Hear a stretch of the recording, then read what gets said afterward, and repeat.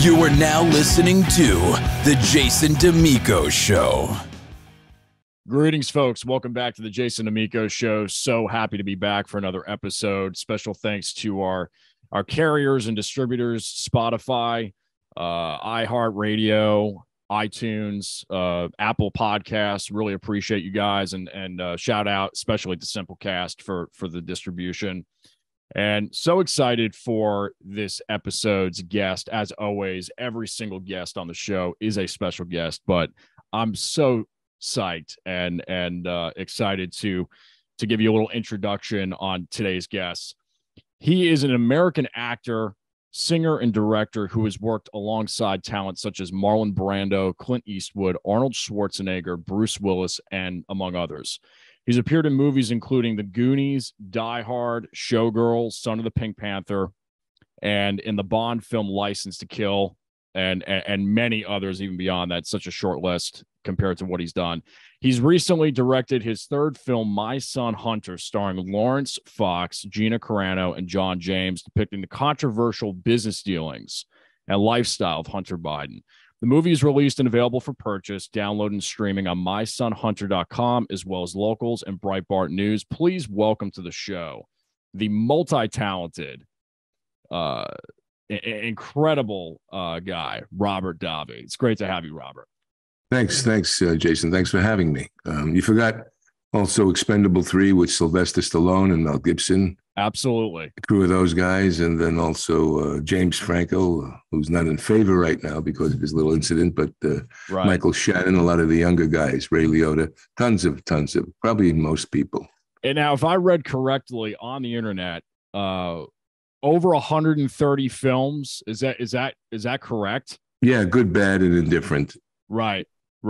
Yeah, and tons of television and TV movies and all that other stuff, miniseries. We would have been here for probably 20 minutes with me listing all of the films that you've been in. It's what an incredible career. Yeah, well, I've been since 1977. I did my first film with chairman of the board, Frank Sinatra, and I also did you got to realize I'm the only guy I think that did something with Frank Sinatra and with Bob Dylan. It's just incredible. Contract on Cherry Street, right? 1977. That was Yes. Kind of your breakaway into film. What was that like working with Sinatra on one of your first film appearances? Well, you being Italian American, you understand that in the community there are two figures, the Pope and Sinatra, and not necessarily in that order. And I'm still sure it's like that in the Italian family, you know. Absolutely. But when I was growing up, don't forget, in the late 50s, 60s, you know, Sinatra and Dean Martin. There were so many incredible artists, of course. But for the Italian-American community, because he was such a shining light in terms of someone who was against racism and anti-Semitism and racial bigotry of any kind. And also that for the Italian-American, which were looked at as brown people and not favorable. My family came from Sicily and Naples, southern Italy, and they were prejudiced against. Difference is the Italians picked up their bootstraps and went to work and said, let's pick ourselves out of any kind of victimology. There were more lynchings of Italians in 1886 in New Orleans than anyone else. Wow. They don't talk about it much. People don't know about it much. But you can either rise above your cultural status, or you can wallow in it and just complain about it continually. And, that's the difference in terms of some cultural aspects of things. Not that it's the same, but it has we've got to be able to see that this country provides a wonderful opportunity if you accept it. Amen. And not keep tearing it apart. Absolutely. I remember Martin Luther King's funeral, and in his pine box pulled by a rickety cart, a wooden cart pulled by two mules, and behind them were a sea of people. And we're either going to pull this country apart or we're going to pull it together. And right now there are forces pulling it apart. Hence, My Son Hunter. Absolutely. And we're going to dive into that heavily here momentarily.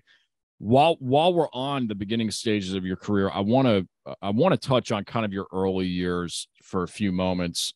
Um, any particular influences that really kind of sparked the interest and the fire for the arts for you?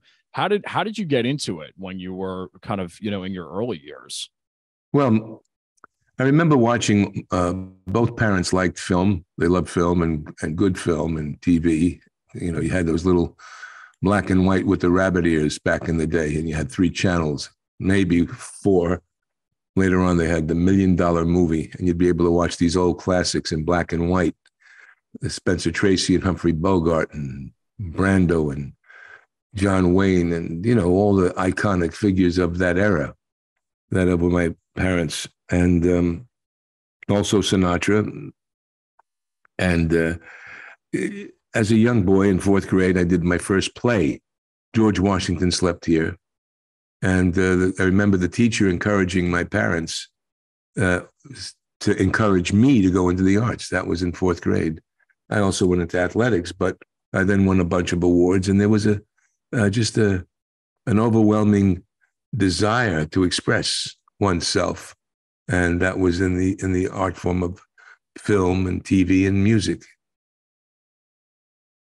Incredible. And one little side note, Astoria, Queens, back in the day, my grandfather was born and raised there too. So not only do we have the Sicilian and the Sicilian and the Naples roots, we also have the Astoria, Queens. The Astoria roots.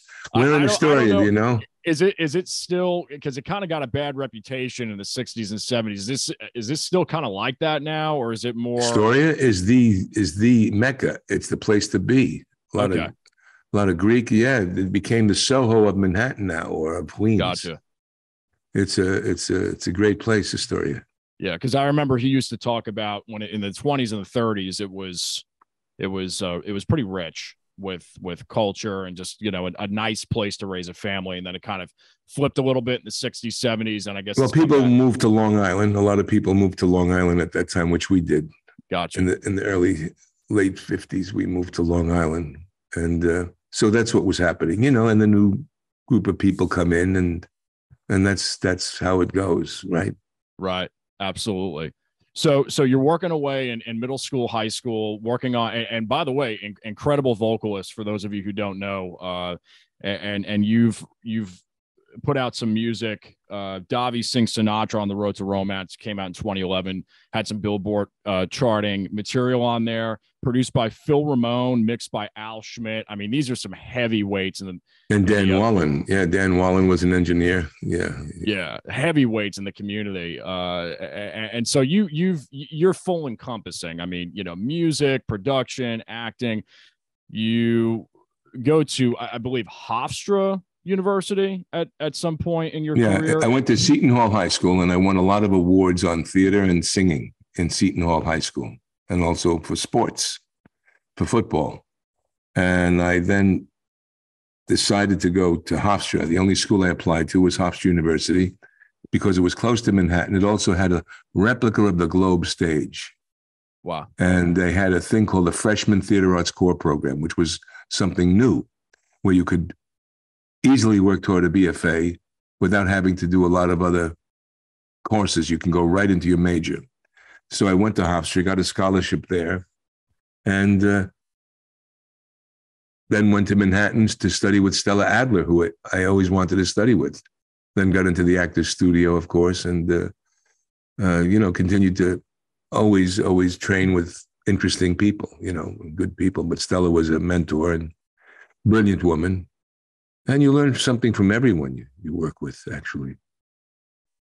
And what was that transition like coming out of school and getting into really, working, quote unquote, in the real world, getting that role in Contract on Cherry Street, incredible debut, or one of your debut films. It's how many people can say that one of their first major films is with Sinatra and such heavyweights? It's incredible. How did that transition happen for you? Well, I was working in Manhattan, taking as a waiter, and paying for my singing lessons, my acting classes, and with Stella, and also with for my apartment, in life. Right. And and Stella wanted a 3-year commitment to the studio there, without auditioning for things and stuff. So I took that commitment, of course. And I remember I had gotten fired from a restaurant in New York called Fiorello's, and unjustly fired. It was like getting hit over the head with a 2x4. It was so surprising. Wow. And I now was faced with having to, go for another job. And I was looking for other jobs, of course. But there was a film called Contract on Cherry Street that was the buzz in New York City, Sinatra's first film in years. And he's shooting in New York. And I had friends of mine that were going up for it and talking about it. But they were hiding from me. They didn't, everyone was proprietary. They didn't want to, give up on it because that was their thing. Yeah. It's just nature. Yeah. So what happens is I asked my agent, he said, "Oh, we submitted you, but Sinatra's using all his old friends." And on a whim, I said, "Where's the casting office?" He goes, "It's on Fifth Avenue by Tiffany, Columbia Pictures." I says, "I'm going to go up there." He goes, "Go ahead. What do you have to lose?" So I did go up there, and the guard let me through. It was a softer time in society. And I went up to the third floor, and there were two women, one at the desk, one sitting on the desk. I says, "I hate to intrude." I says, "But I understand you're casting Cherry Street." She says, "Yes." I says, "I was told it was all cast, but I came up to just, and I was kind of sheepish, trying to put on a little charm in that way, as the youth would do." And they says, "No, not quite. Do you have a picture and resume?" I said, "Well, I didn't want to be that presumptuous. Bring one tomorrow morning." I said to myself, hell no, that's an opening. I'm going now. So I went back to the agent's office, which was a few blocks away, came back within 10, 15 minutes, went up again to the third floor. They were in different positions at the desk, and why wait? And they laughed, and they took it. And the next morning, this is back then, don't forget, you had no cell phone. You had pay phones. You always had a roll of quarters to make phone calls, and a service, an answering service called Actiphone. And you would call it up, any messages? And this particular Friday morning, they said, "Yes, call Columbia right away," which I did. And they said, "Come here immediately, pick up a script." I went, picked up a script. They said, "Read these scenes, come back at 6:00 tonight," which I did. They said, "Go to Central Park, practice the scenes." And I came back, and bingo. I read the scenes and left the room, and you walk out slowly, you know what I mean? They closed the door, and the door opened up within a few seconds. They said, "Don't leave yet." I go back, I stay, and they open the door a few minutes later, and they said, "What are you doing this summer?" I go, "You tell me." What a story. So, and I had listed here, I wanted to ask you about your take on auditioning and your whole process over the years. I mean, it really sounds like you just created your own opportunity there, and Yes. and it really, you made that happen. Whether that's a fate of something from a destiny standpoint, or just persistence. You really made that happen, and that's really inspiring. I appreciate you. Yeah, I think it's both. I think you have to create your opportunity, and if you have to be persistent and keep going. I mean, most successful people have that kind of story. You know what I mean? Absolutely. And the thing of it is to keep it going even when you get older, because you're always at the hustle. Absolutely. Even in politics, they're always at the hustle. For sure. For anything. So any artist, any actor, any performing artist, you've got to find ways to reinvent yourself and to reconnect to the public and to stick and move. You know what I mean? Sometimes you can disappear for a little bit and then come back, reemerge. You're figuring out what the next step is. Look at Stallone now. Stallone's got this new Tulsa King going on. Right. Right. And speaking of which, so you've gotten into the directing world, from what I've read and what I've seen, because I have, we talked a little bit before this broadcast on the phone a few times, and you recommended to check out The Dukes. Absolutely love that film, 2007 that came out, and I believe that was your first directing debut. Yes. Film. Did you see the Frank D'Amico in there? I did, yeah, and what a heartwarming story and vibe throughout the piece, and really just enjoyed the dialogue and the quick pace and the humor, and it's definitely a comedy, but there's a lot of great moments in that film, even dramatically speaking, just between the characters. And then moving up to My Son Hunter, you're very prolific. The next question I'd like to ask is really what was the inspiration for getting behind the camera, sitting in the director's chair, and really creating film, because it can be a huge headache. It takes multiple years to get a project off the ground, millions upon millions of dollars to see something really get greenlit and happen, and to see it get to the finish line and be a success. Your thoughts on that, and how and why you got into it in the first place with directing? Well, I always watched the film, even when I was younger. I always saw who directed this. I looked at the overall, not just performance that I was studying, but the overall story and the way it was told, and the auteur stamp, so to speak, on the film. And that was always interesting to me, the author. And I liked a lot of the Italian cinema. I grew up on that, the Fellini, Rossellini, De Sica, right, Antonioni, Mario Monicelli, all the great Italian filmmakers, even until today, Vittorio De Sica I mentioned, and Giuseppe Tornatore, and Paolo Sorrentino. I just, and the French filmmakers, I just loved film. And I would go to a lot of foreign films and watch. And sometimes 3 in a day at the art house cinemas. And I would,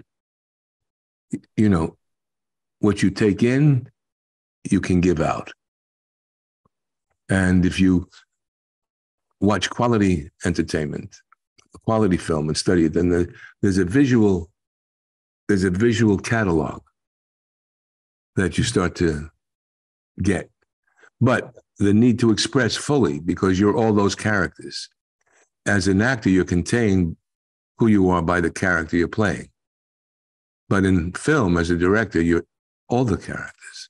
You're the total story, and you're telling a point of view about the world and about how you see the world. And the Dukes provided that. That had a big message in the ravioli. It's actually more relevant today than it was probably when I made it. And it was relevant then, because you're dealing with what happens when people that have had their jobs for 25 years all of a sudden are told it's finished. For instance, coal miners now in Pennsylvania, or the steel workers, or the oil industry, gone. So people that have a certain living, and and it happens with entertainers. Entertainers now change with everything. I didn't preface the thing, but because it wasn't so prevalent back then. But the internet, when we do the dance head commercial, that's probably like a Instagram or TikTok thing. Right. That would be foreign to those guys at that early age, you know what I mean, or at that particular time. And today it would be, you got to go on TikTok. What's that? You know what I mean? So you have, how do you, and doo-wop is a real American art form. Mm-hmm. And so it was, it's hard for. So it's just being able to tell the story and being able to have an authorship, have something beyond playing Fran Sanchez in a Bond film, but being responsible for the totality of the audience experience. Absolutely. And segueing into My Son Hunter, and talking about just kind of the prevalence of that film, the importance of that film. And first of all, kudos to you for having the courage to create something like that, especially in this heated political climate with a lot of cancel culture and so on and so forth. So I really I commend you for just having the stones to do that, well, so to speak. The people that developed with the Unreported Story Society, and that was Philip McAleer and Ann McAnally and Magda Segeda, they take stories and they produce projects that aren't told a lot. So they developed this project and then brought it to me, and then I took it to the finish line. Gotcha. Okay, so they really did more of the beginning stages of the. Did they write the script then, or Brian Godzower wrote the script, okay. And then I, of course, rewrote with him as when I took on. Gotcha. So you guys probably went into, I'd say, production. Pre-production, maybe 2020, production 2021, rollout in 2022. It's been out now for about a month or two. Well, let's say, not this September or November, not this November, but last November, I was filming in Belgrade. Right. Yeah.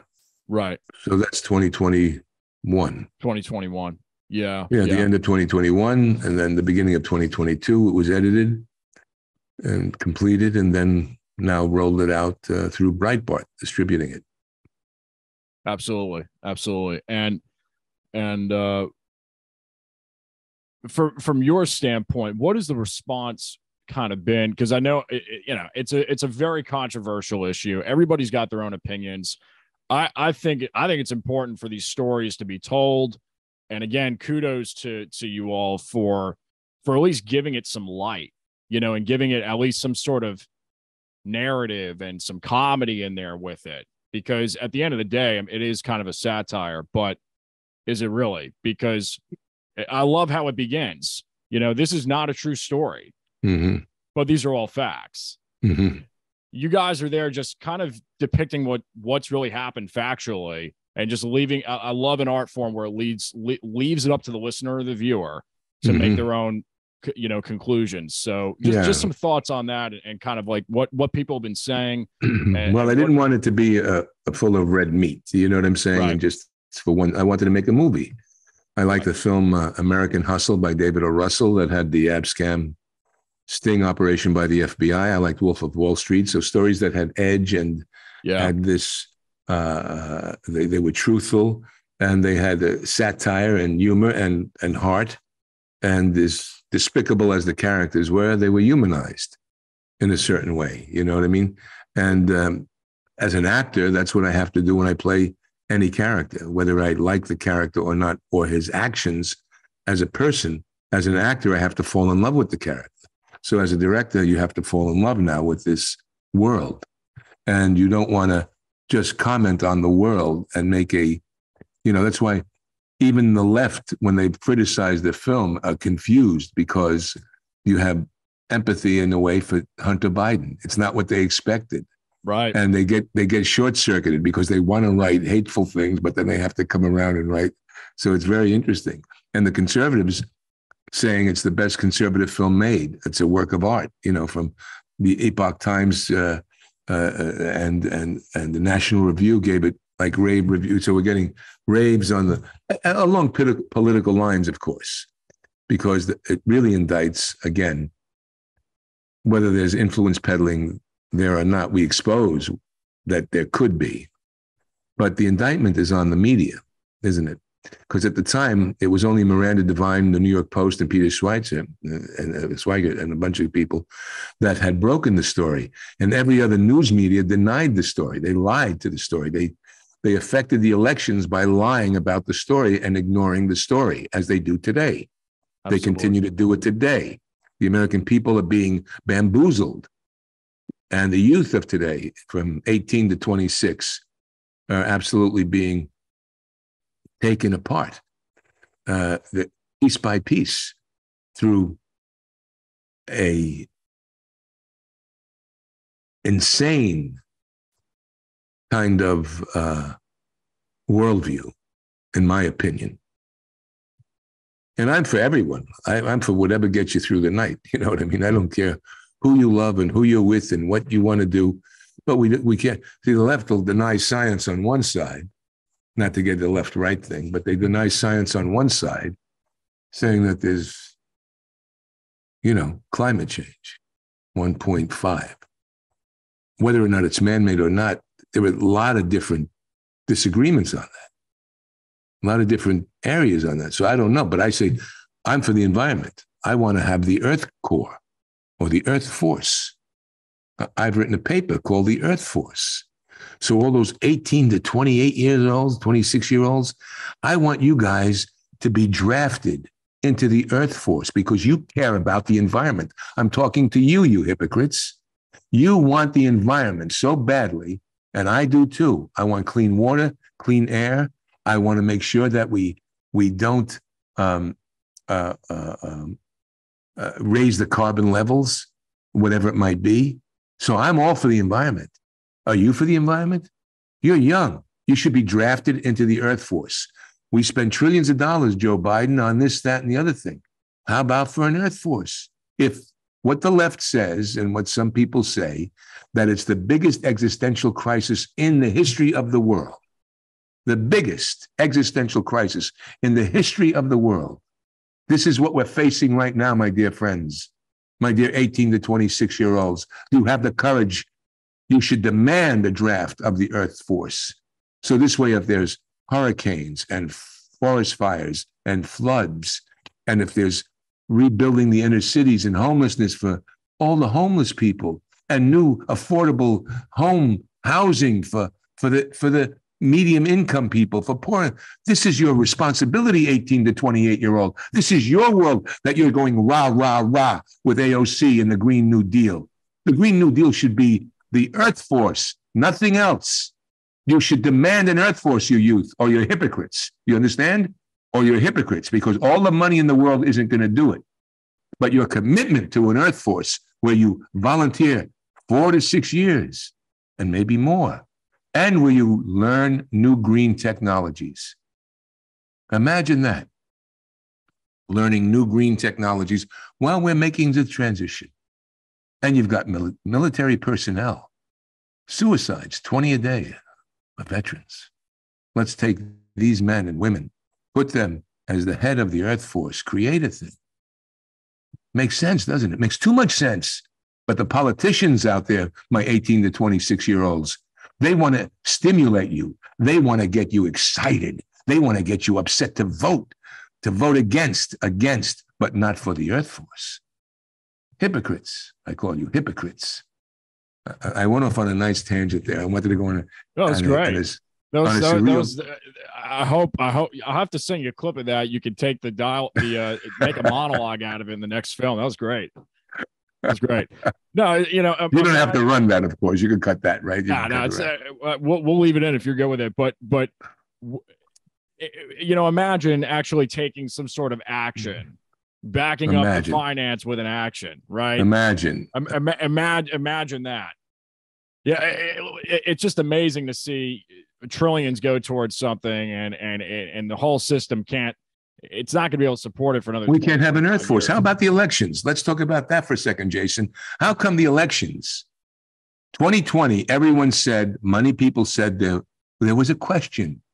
There was a question. It caused a major catastrophe at the Capitol because there was a question.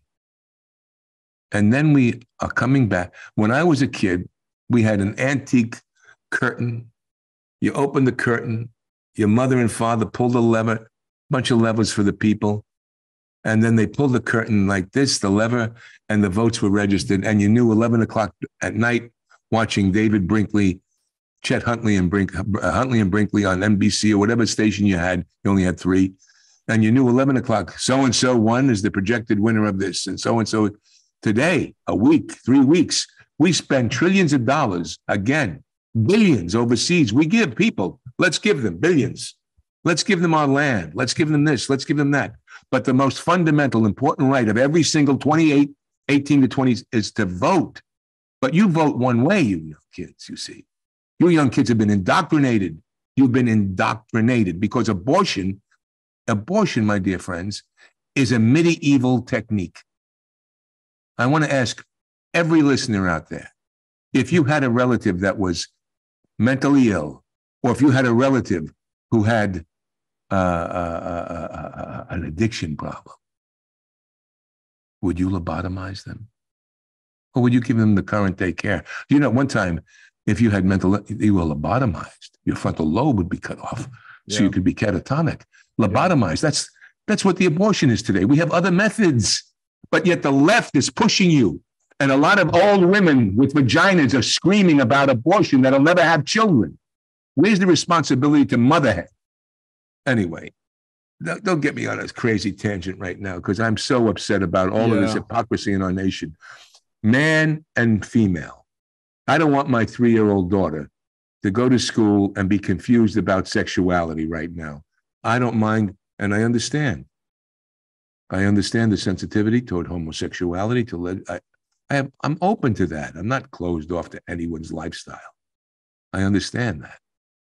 But to put it as a thing in school for young kids, let it happen naturally. Let it happen in maybe 9th or 10th grade when they're a little more formed. Then you can start to bring these ideas up a little bit more.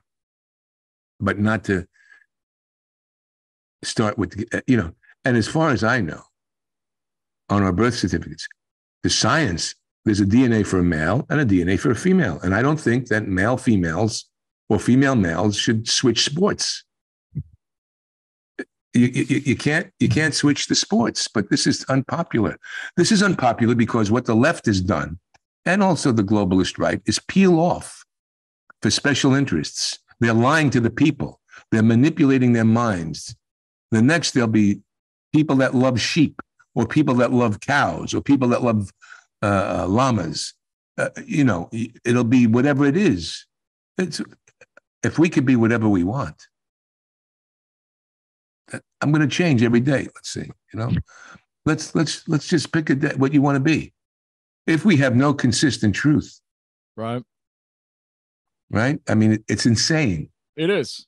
It's an insane thing. And the 18 to 20, they lap it up like dogs because Hollywood laps it up and spits it back right in their face going, here you go, kids.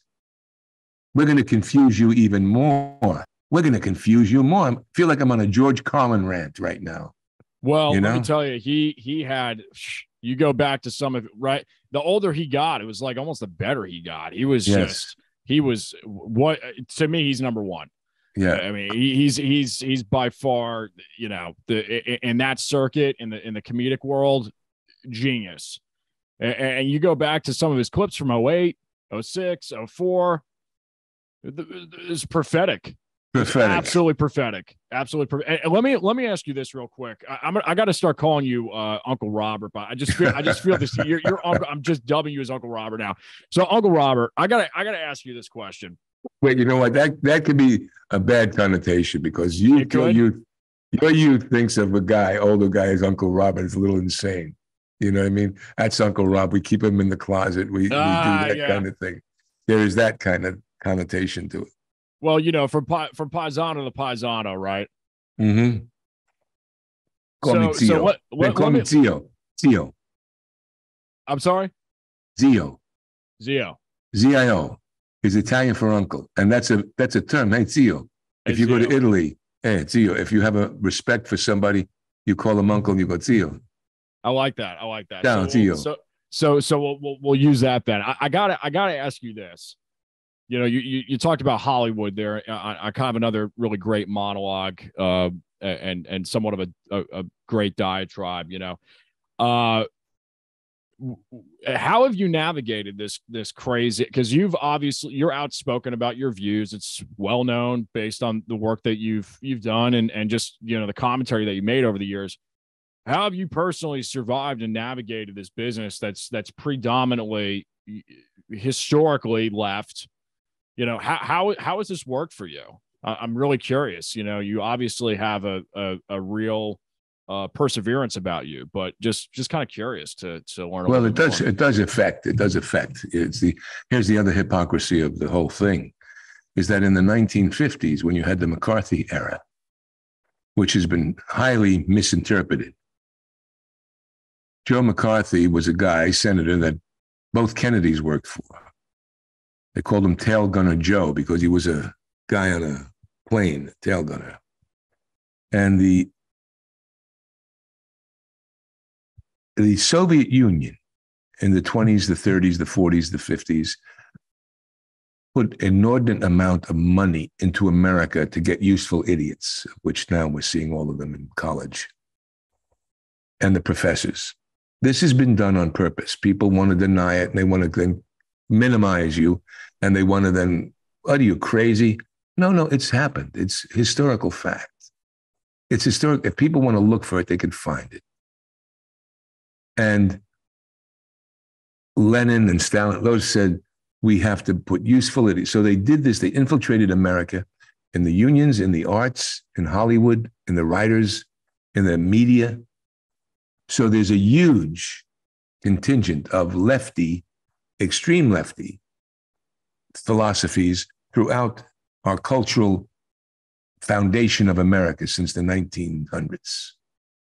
So decades worth, capturing also the Black community and propagating a lie within that, when it was the Democrats that were against a lot of the freedoms that the Blacks have today. But that's another thing.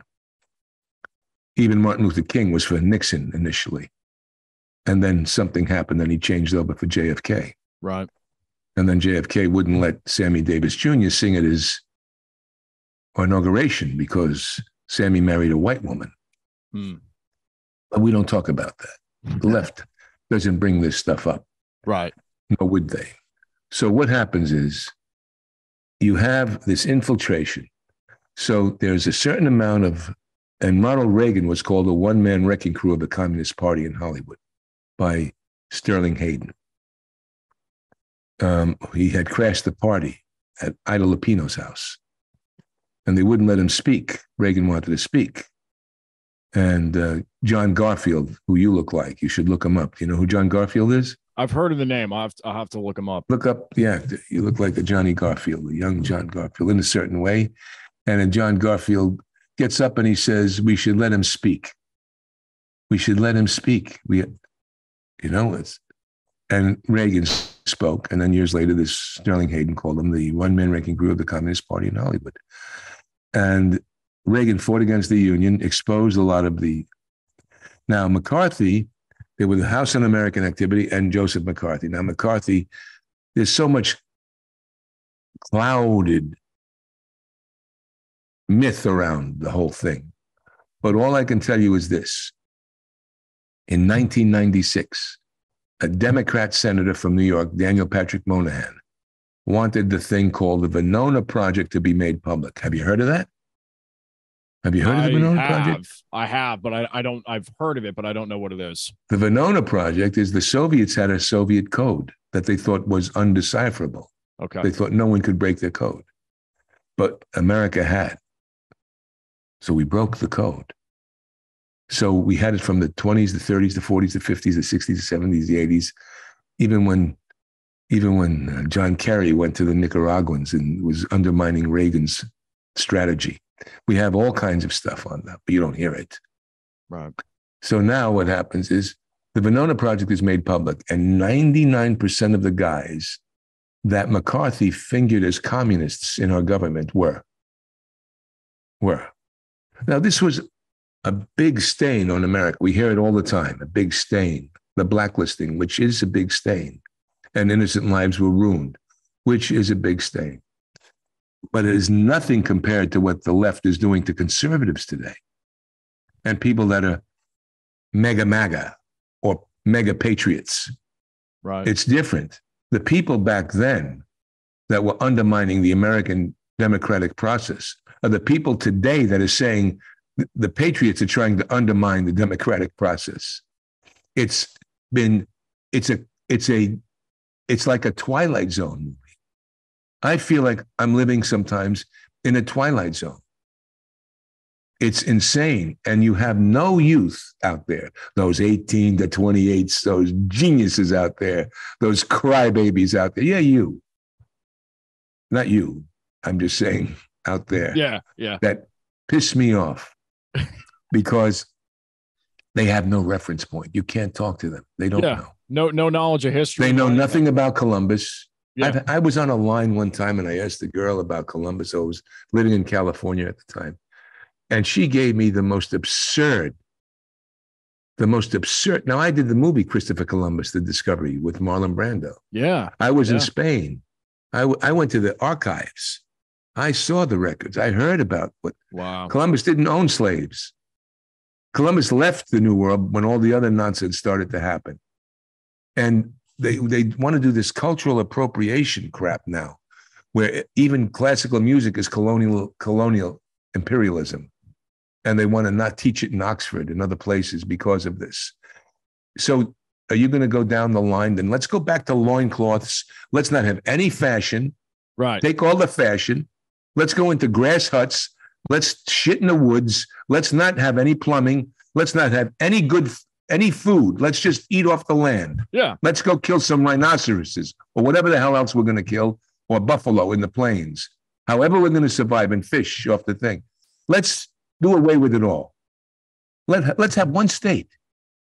Let's have one state boarded off, and everybody that wants that can go there. How about that? Let's do that as let's have an experiment. I want an experiment. Let's take away all Western advances away from a state, and everybody that wants to do that can go live there. I'd love it. They got to be 18 to 28, though. Your one-way ticket to utopia. That's it. You got your utopia. Here you go, kids. Boom. Here's your commune. Go live. Go live. No more looting. No more, just go.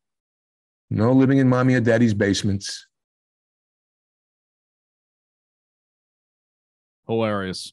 But I mean, there's so many different angles that we could touch on this.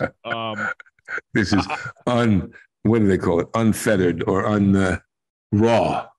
Well, and that's the way this show has been, designed from the beginning. So I appreciate your candidness and just your transparency, and that's always what we hope to capture on this show. As we kind of start to now, this is going to be like, okay, he's having a meltdown. I could see it now. Unfortunately, I wouldn't have a David Chappelle to kind of interpret it with humor what I was saying. Right. No, I think it's, a lot of the listeners, a lot of the viewers on this show are, they're like-minded for the most part.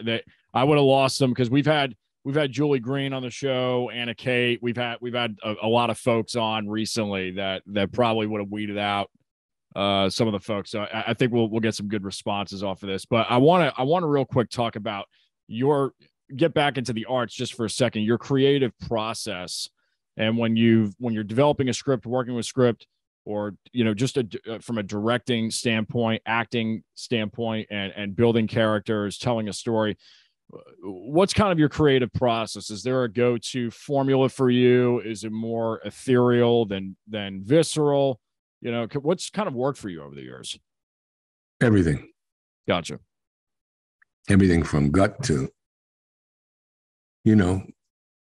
spiritual, emotional, you use it all. You're hooked into the entirety of the universe and what feels, what's stimulating you and what you want to say.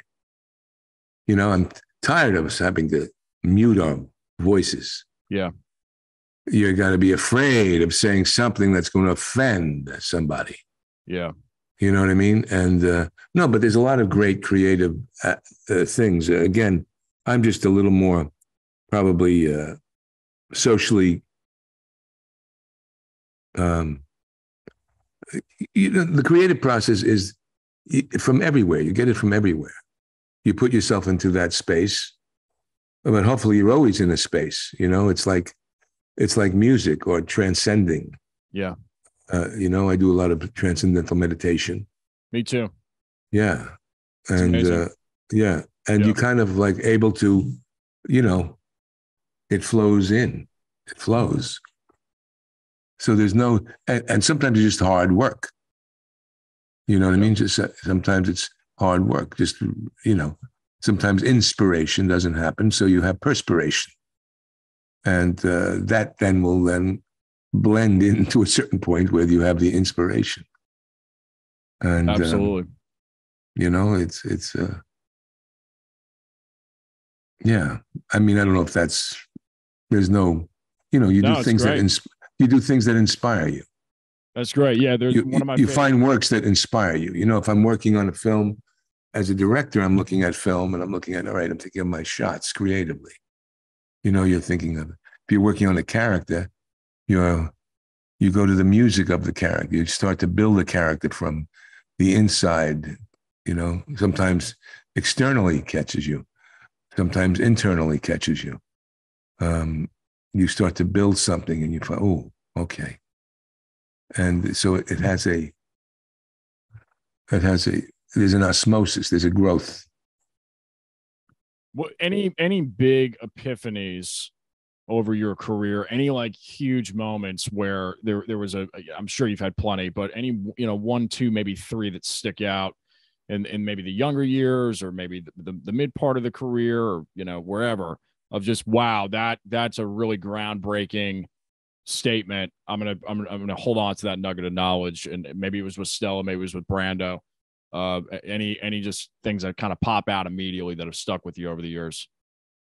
Well, there's always so much. I mean, every day there was something else with Stella. Right. There was always another wonderful gem of her inspiration, of her infusing the,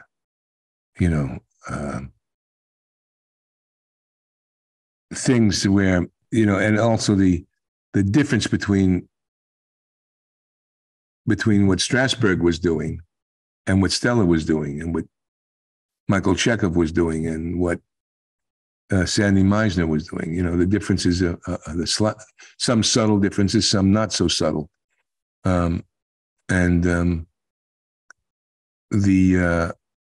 With Stella, and with Stanislavski, because they were using his early books initially.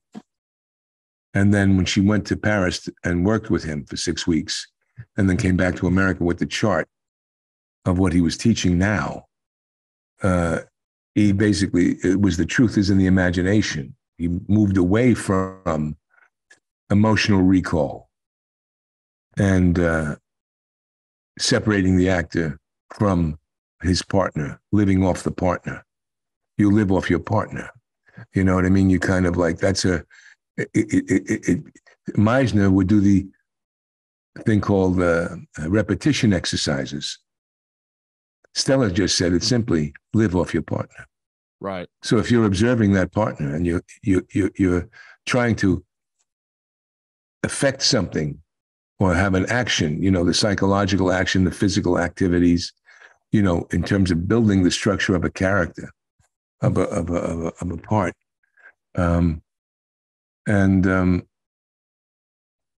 it just becomes like the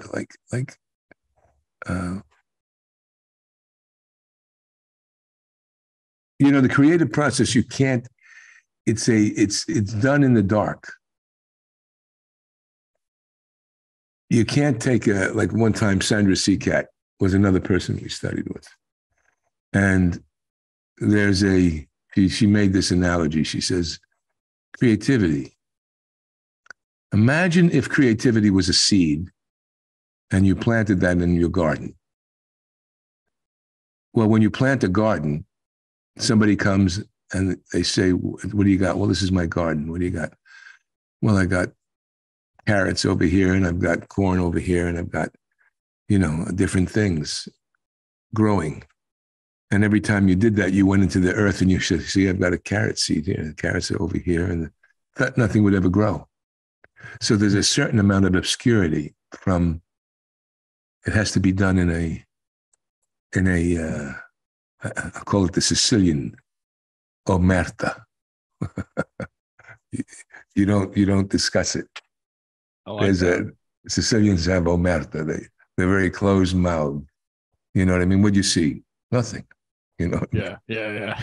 Who was he with? I don't know. What did he say? I don't remember. I mean, so there's a Hillary's good at that, right? What, Hillary? I don't recall. I don't know. A lot of them are good at that. Most of them are good at that. Yeah. But it's being able to be, and then, living off your partner, being truthful in the given circumstances. And one nice lesson I learned, I was driving in New York, and I had a subway token, and I used it, and I was in my head, probably working on a character or something. And I realized I took the wrong subway, so I got off. And I went to the turnstile guy in the, that gives you the subway tokens. And I didn't have any more change, no more money. Yep. And I said to him, I said, "Sir, I'm very sorry, but I made a mistake. I took the wrong subway and I used the only token I had." And he looked at me and goes, "My man, I'm 56 years old," which seemed ancient at the time, okay, to me. "I'm 56 years old, and I never made a mistake I didn't pay for." And,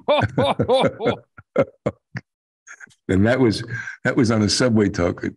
So that was kind of a funny little moment that you run into something that you remember. Yeah. There's a lot of different things.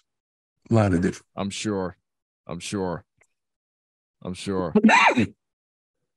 But one person said to me, "Don't let the highs get too high. Don't let the lows get too low." Yeah.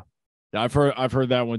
A mentor of mine in New York told me that when I was about 13, 14. Yeah. Yeah. Don't let and just stay calm. It's like I just saw a thing with De Niro saying the same thing. Stay calm. This has just been such a treat to have you on, Robert. Really appreciate your time. And again, for those of you that are interested in checking out My Son Hunter, you can visit mysonhunter.com. It's also available on locals.com and Breitbart.com, Breitbart News. However, their handle is associated with the film. And just wanted to do a quick little fun thing here at the end. I call it the shootout section, where I just say a word that is industry related to the guest, and you just literally fire the first word back that comes to mind. There's no right or wrong answer. It's just kind of a fun thing to do. About 8 to 10 words, if you're down for it. So, film. Life. Story.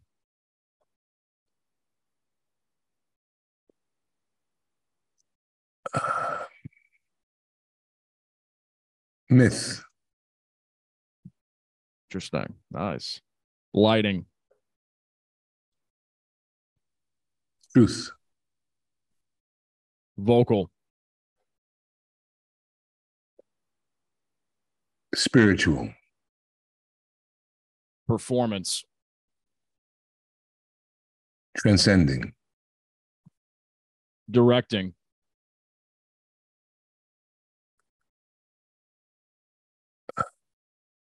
Embracing. These are good. I know I'm supposed to be impartial, but I'm just saying these are awesome. New York. Yeah.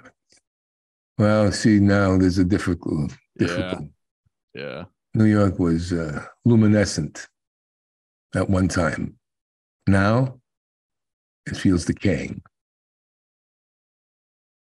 Yeah. LA. A cesspit. Florida.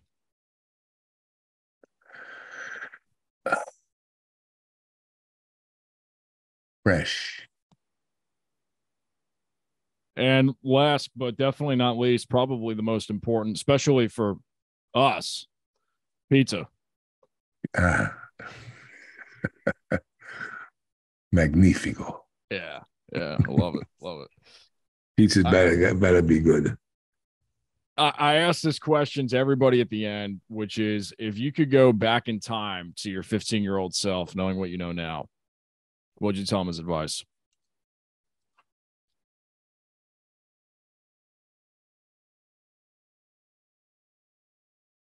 Stay the course.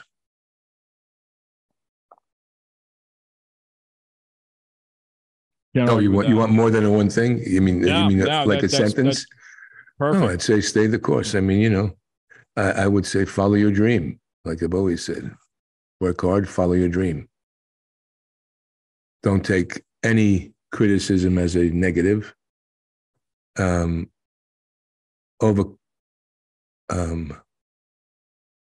Work as hard as you can in the field you want. Work with the best people you can find, and do it like Hercules. Know what you can do and do it like Hercules. It's great advice. It's fantastic. I would assume that would also bleed into some of our young actors and aspiring musicians that watch the show.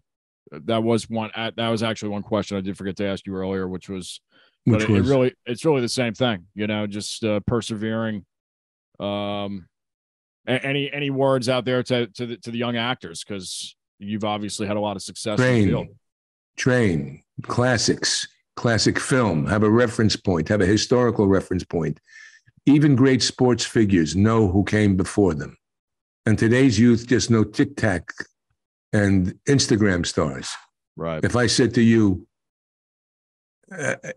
who's Spencer Tracy? I bet you most of you don't know who he is, or Edward G. Robinson. Right. Or have you seen The Treasure of the Sierra Madre? Maybe you cinema fields did, but most of you don't have a reference point. Or The Bicycle Thief, or Fellini, or Totò, or even international stars like John Paul Belmondo. It's like music, blues and rock. That's kind of where I sit mainly. And I was big into Stevie Ray Vaughan 10, 12 years ago, Hendrix and all that. And then you see who they were influenced by. And then you see who they were influenced by. And it's like, oh, those licks were around 50 years ago before that. And so it's amazing how the synthesis of all that, you study music, study all the arts. Yeah. Find out Duke Ellington, how he started with jazz, and Louis Armstrong. Absolutely. The figures of the great jazz musician, and trace that evolution from, Blind Lemon Jefferson and all the greats where, that we don't talk about anymore, or we don't know. I will let you get back to some of the family affairs over there, and really, again, appreciate your time. MySonHunter.com. You can follow Robert at Robert Davi on Instagram and all the other social media sites. Any last words, my friend? At Twitter, it's at Robert John Davi. Gotcha. I'm on Instagram at Robert Davi. Twitter is at Robert John Davi. I use my middle name. So we'll have those links down below in the description boxes. Good. Yeah, and absolutely. Then, so they can click right on. They can get my album Davi Sings Sinatra on Amazon and iTunes, and other songs that are there. And God bless everyone, and God bless this country. And you, great talking to you, Jason. Let's do it again some point. Absolutely. There's different days I'll have different energy. Yeah. I probably wouldn't rant about the 26 to 28-year-olds and. Just stuff is crazy. It's crazy.